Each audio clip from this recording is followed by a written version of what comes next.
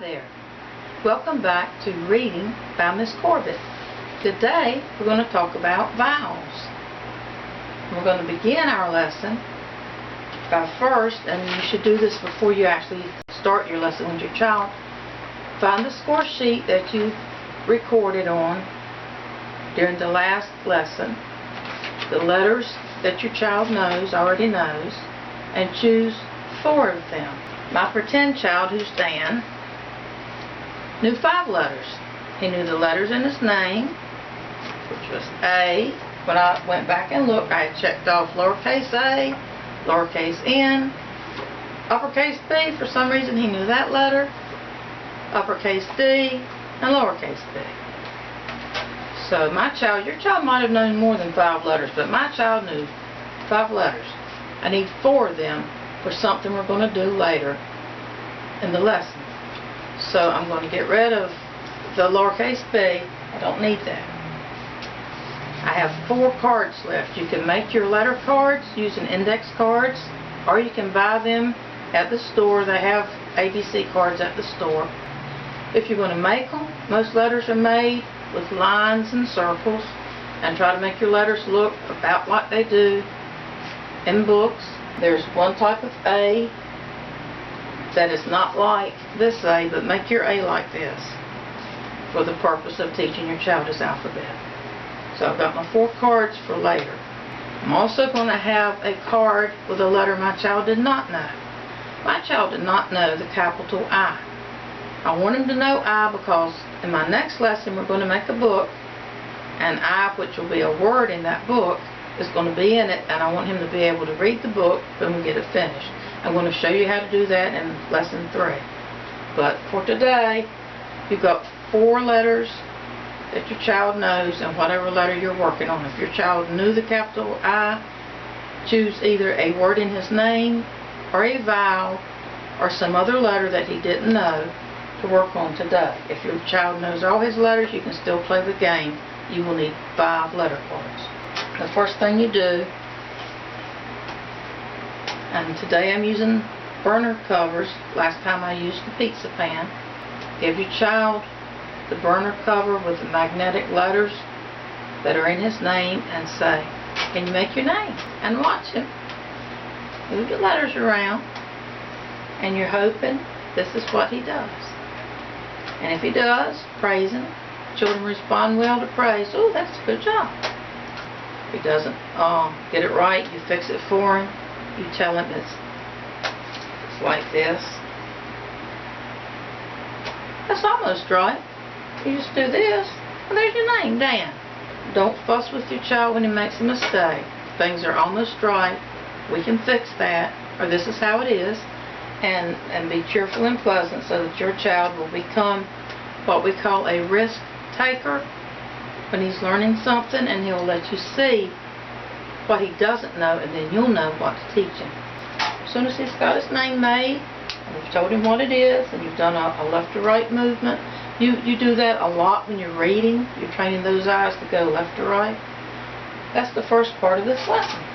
Then you go to the YouTube Letter and Sounds video, and you and your child will listen to and sing as much of the song that you know together. It goes through the song twice. The children enjoy this song. I enjoyed it. And it helps them learn their letters and sounds. And also shows them a picture of something that begins with that letter. After the video is over, you're going to show your child the vowels. Have them on a burner cover as well. And what you're going to ask him to do, you're going to first say that these are special letters. And I want you to say them after me. You're not trying to teach these letters today. You're just introducing them. Say A, and then wait for your child to say A.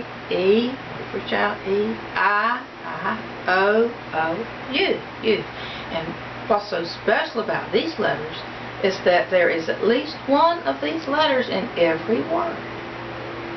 So I want you to look at your name and look at these vowels and find the one that is like the one in your name.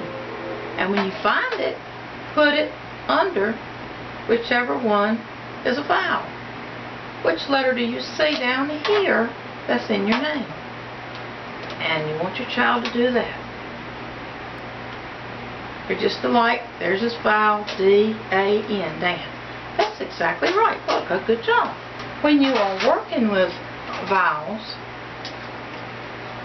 if you don't know or can't remember exactly what the short vowel sounds like, this is what I call a cheat sheet.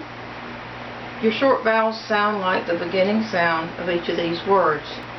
They're at, ed, it, ox, up. You can either write them down on a sticky note and put it down beside you, or you might just memorize them. I've got them memorized, but I've taught school for a long time. These are your key words to knowing exactly what that short vowel sound is supposed to sound like. A, e, I, The letter we're working on today for my child is the capital I. If your child doesn't know this letter, this is the letter you're working on too. Otherwise, choose a letter according to what you found out on your score sheet when you were checking your child's letter knowledge. So I'm going to show this to my child and say, this is the letter I. Say I. And I wait for him to say it, I.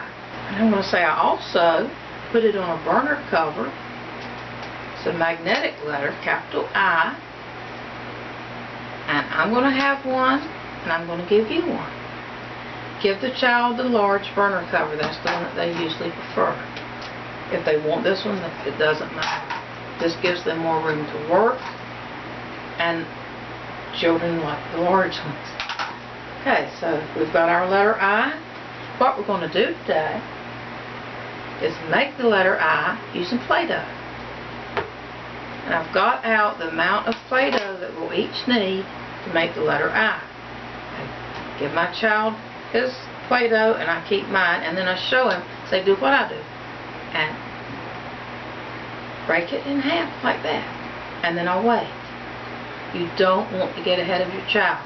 His fine motor skills are not as developed as yours, and you just wait. When he catches up, when he's got his broken apart and he's holding them like this, say, put one down, and I'm going to make this one, I'm just going to roll it and make it look like a snake. Oops.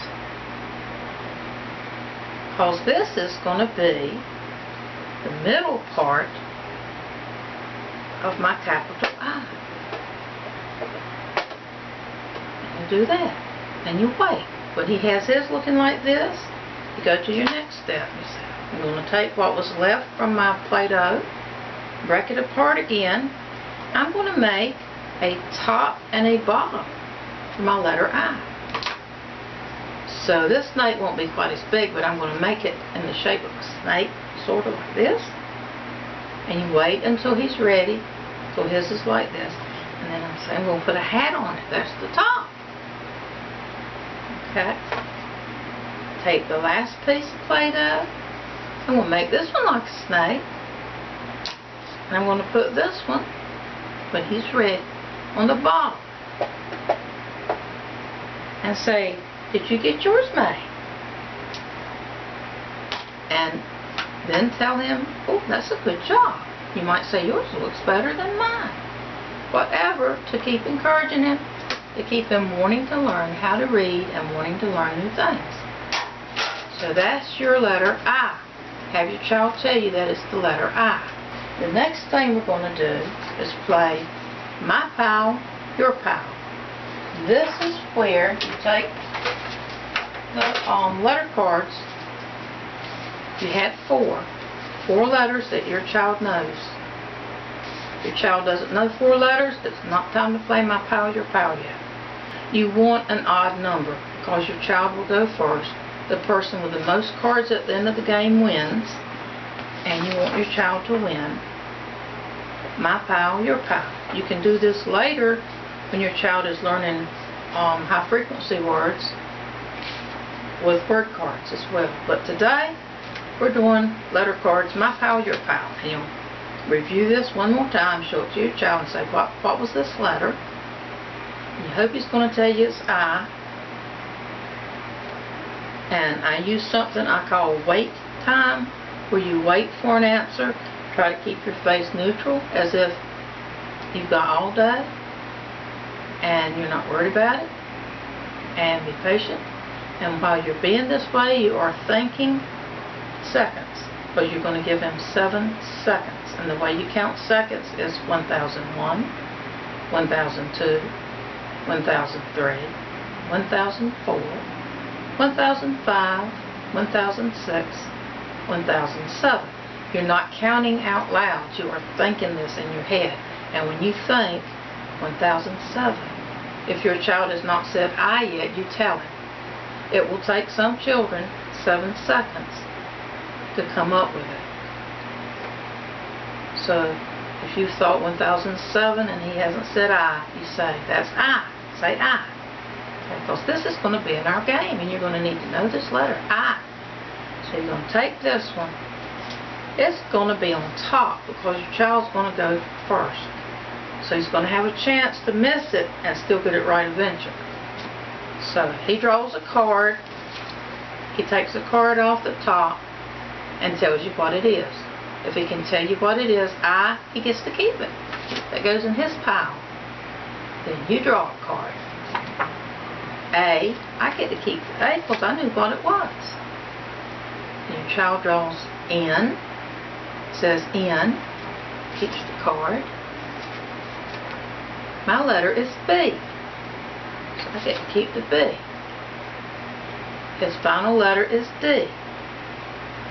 He keeps the D. If he misses the I on his first try, done like this, he draws it. You're going to give him 7 seconds. Mentally think 7 through 7 seconds. And if he hasn't told you, you ask him, do you want me to tell you? And then you tell him it's the I. So it goes back. Since you miss I, say I. Get him to say it. Back on the bottom of the deck. And then it's my turn. And you go through it again. And hopefully, when he gets to the I again, he'll know it. Children love this game. Your child will probably ask to play it again. If he doesn't, so let's play again. And play until your child can tell you that this is the letter I, or until you've played 4 or 5 times and you just want to stop. You can do this game every lesson if you want to. The way you know who wins is who gets the most cards. He starts, he gets 3 chances. You get 2 chances. If he gets his right, he's going to win. If somehow he does not win, and you end up with 3 cards, don't make a big deal about who won. Just say, that was fun. Let's play that again. And start over. The last thing I do is read a book. So your lesson's over, and it's time to read a book. I'm going to read Where's Spot again, because I love Eric Hill's books.